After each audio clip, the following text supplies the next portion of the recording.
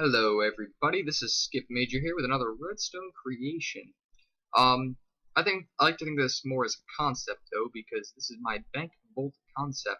As you can see, it doesn't look too great, um, but this is just the shell for just some good ideas to keep your stuff safe. As we can see, we'll go through real quick, and we have our diamonds that we would just like to deposit in our bank, and our armor. We grab one of the mine carts as a tray. We're going to put through our metal detector. Just put this one back. And we're going to push it on through. And there we go. You can add a sound effect to that if you want to add a note block next to that. You always can. We'll grab our stuff back out of this and get going. This redstone plate triggers the doors to open from underneath. I'll show that out after this. And it triggers this door to open. Which leads us to our next thing. Is passcode verification. Now, this is really nice because you have to get this right. You have to get the code correctly spelled. Caps matter.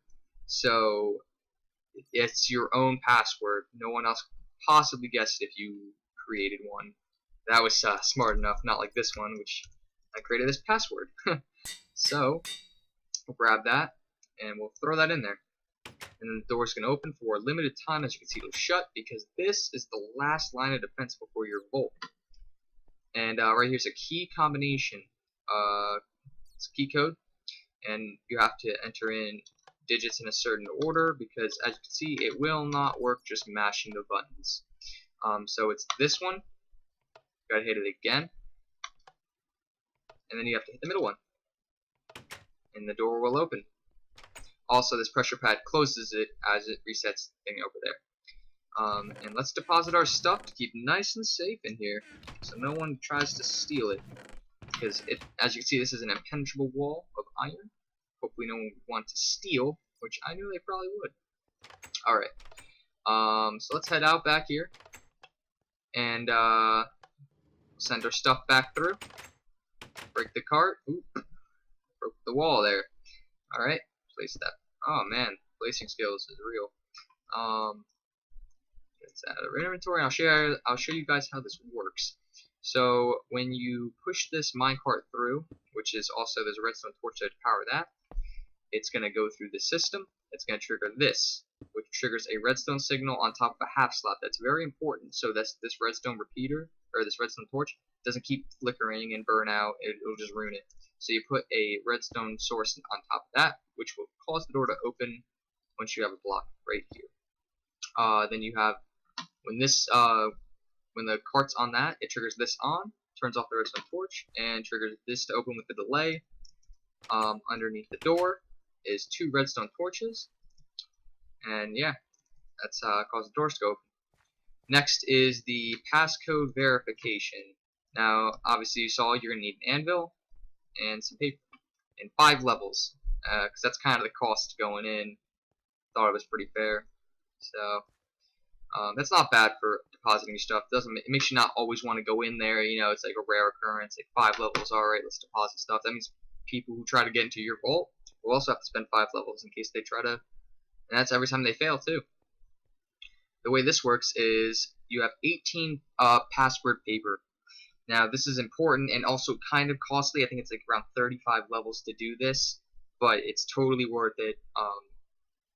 If you cover this in obsidian, no one's going to get it, and this will keep your stuff completely originally yours, and no one else will probably be able to get it unless they're extremely lucky. You want wooden swords in here as just placeholders because they do not stack, and they emit the signal. Alright? Once the signal goes through, it triggers, I think it's 11 blocks this way, and 1 before this redstone torch. When you put the paper in, and this is like you putting it in from the top, it's going to trigger 1 more redstone piece to go through, because on the 19th piece of paper with the password on it is when it triggers the next redstone signal, which triggers this torch to let the items go through to the next hopper, so it resets it for next time. And it goes over here and goes to this, which turns off this torch, adds a delay, because once this torch is off, this torch is on, redstone signal opens up the door. This allows the time to go as long as you want. You can add more repeaters if you want more time, but I thought 6 was good. Causes this to turn back off and allows this one to reset. And I used it by a comparator to the top piece of the hopper right there. Next, we have the vault door that you saw. Now you want redstone torches going this way, going vertically this way, and then I'll show you this piece by piece. It's basically, you want 3 redstone torches, any kind of block here. I just did wool to show you. And whatever redstone torch, or like whatever button you want to hit first as the combination, you have to break the redstone torch on top of it, and then you want a 2 deep hole down here.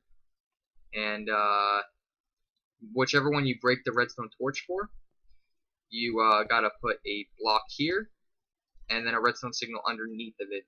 Make sure it's not touching, like for example, I have over here, I have the middle one. It can't touch this one or this one, so that's why it's too deep, and you have to place a block. So the redstone signal only goes to this one, which goes up there. Anytime you hit the wrong button, the redstone signal is going to go through, and it's going to hit this full reset area. And the way that works is when you're right, the redstone signal is going to go through here. And you need repeaters above these torches, by the way. Each one of these torches, you need a repeater. Except for this one. And it's going to go through, trigger this, hit that. It's going to cause this to turn on. As you can see, it's already on because of the reset. That's not going to affect anything. Don't worry about it. And this is what it's going to look like. You're just going to do this. And it goes 2 repeaters, and they need to have a 4 signal delay. That's very important. And it's got to go to a redstone torch, which triggers this to be on. Let me show you real quick. Because when you do that, and this is off, it's going to cause this to be on, and also this is already on. That's important because it doesn't allow you to hit the next signal, so that way that's what allows the reset. So the signal won't matter if it goes through until you have this one correct. So that's what kind of allows it to go, because once this is on, this turns on. I'll show you real quick like this. Oop, my bad. Yep, goes like that. That turns on. It's going to turn this on, which turns that off, which allows the next signal to go through. And it's, same process, except for this fact right here. It's 3 right here, and you need 2 blocks right here. So, and then you have 3 over here, because the system just repeats that. It just kind of goes 3, 2, 3, 2, 3, 2, 3, 2, 3. If you wanted more digits in your combination, which can be limitless if you want. I thought this was a good example. 3 buttons, 3 digits to hit. They can be in the same order. Like you can have 1, 1, or you can just have different ones going. It could be anything you want. And basically, you just need to make sure that you have a repeater here so the signal doesn't get locked, and that you have 2 repeaters over here, one with a 4 delay, 1 repeater here with a 4 delay. And if you were going to make another one, it would go 2 repeaters here, 1 with a 4 delay, the block redstone torch on top of it like so, and that would turn this on and not let the signal go through to the next one. It's kind of just a repeat of this one right here, this 2 section right here.